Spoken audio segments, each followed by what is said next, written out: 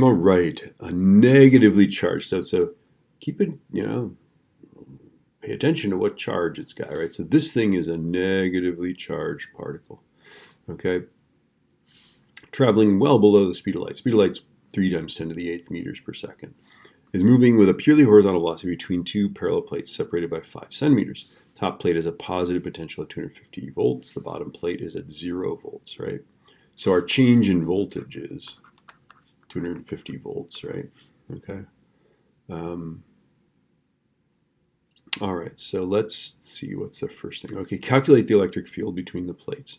Indicate the direction of the electric force. Notice it says force here, field there, right?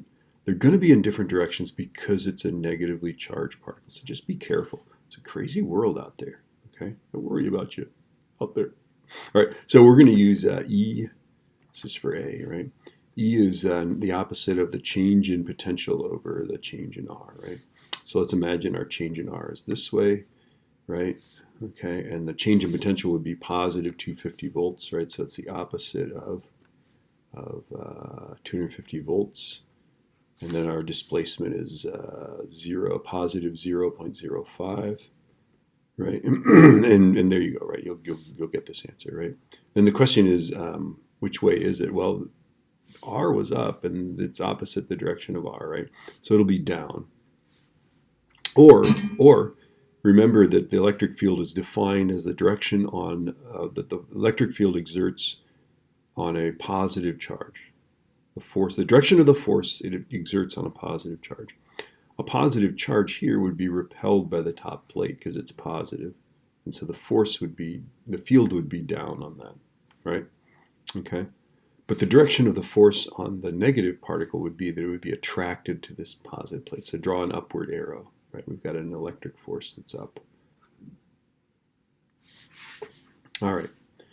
All right. So the plates are now placed in a magnetic field so that the ion goes straight. Calculate the they love this. They just crossed fields. It's like they really know that you're learning. Okay. So what we do is we set the electric force equal to the magnetic force, right? The electric force is just EQ, just like force of gravity is mg, right? This is EQ.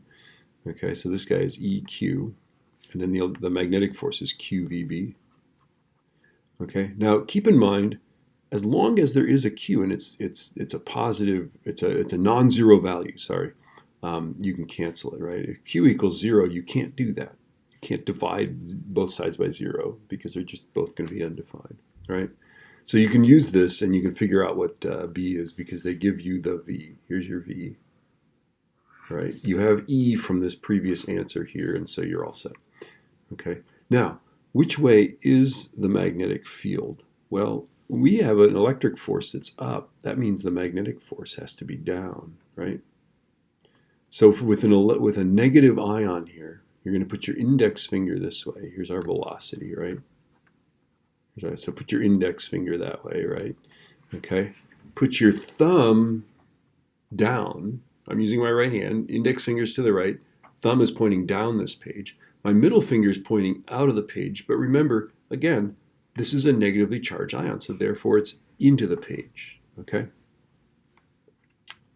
Right, and then milliteslas, by the way, is 26.3 times 10 to the minus third teslas. Okay, and that's why it's into the page. All right. Okay. Now we get to the fun part here, right? So determine how increasing the following would deflect the ion. So the ion right now is going straight. That's because Fe, right? Here's this particle. Let's draw a picture of this. So this is C. Okay, we got these plates. Whoops, come on, man.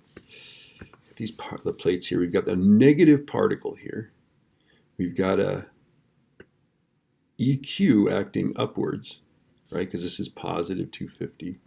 This is 0. We've got an equal and opposite force, right, of QVB acting downward, okay? To do these things, well, you need to make a little drawing like this and then just think about this, right? Because the velocity is this way, right? Okay. So let's see. We're going to increase the ion velocity. Well, if you increase the velocity, This doesn't change because there's no V in there, but this gets bigger, right? So this force gets bigger, therefore the downward force increases. It'll deflect downward, right? All right. If we increase the mass, well, neither one of these forces depends on mass, right? If it's going in a straight line, there's no effect on the mass. And so it's undeflected. Changing the mass isn't going to change anything, okay? All right.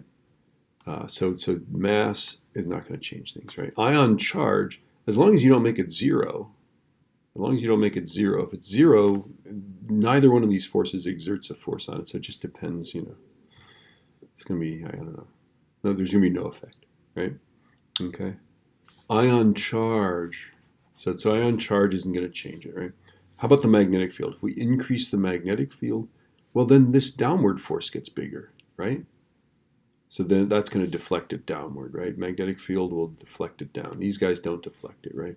And then if we increase the potential across the plates, well, that's coded language for the electric field, right? Remember, our electric field is just potential divided by the distance separating the plates. So if you increase that, then you would increase the electric field, right?